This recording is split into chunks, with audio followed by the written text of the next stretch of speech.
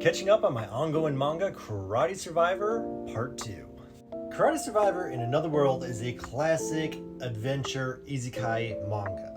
And in Volume 3 and 4, we see that world get deepened even more as our character discovers more and more about how it works, joining an adventurers guild, forming a party, going after monsters in the world, and also growing into his skills. He's learning how to use the actual karate skill that actually is lamented in his character. And in between the chapters, we get to see large amounts of explanations involving the entire fantasy world mapped out by the creator.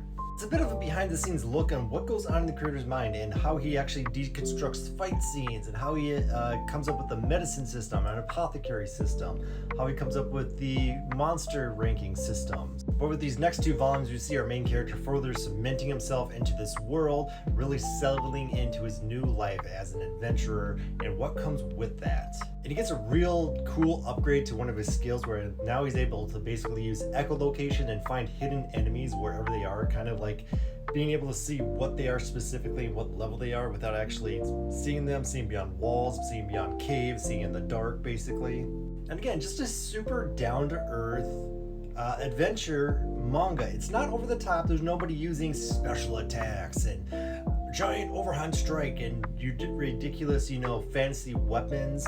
The most we've seen is we did get introduced. We got our first sighting of a magic system within the world used by the goblins.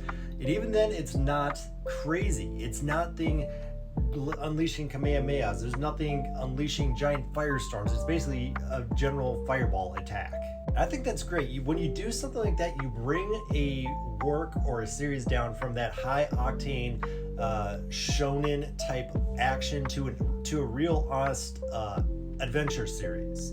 You're kind of building a world more than you are like showing flashy powers or unique weapons or crazy over the top, fight scenes. Instead, you're kind of focused on forming a real fleshed out fantasy world, which is what is, I think, very unique about this one. Is really delve into the fantasy adventure works. But yeah, what I said still stands. I still think this is about a 7.5 out of 10. Very solid isekai, solid fantasy adventure. Looking forward to reading the next few. I only have about 4 more volumes to actually get through till I'm completely caught up with this series.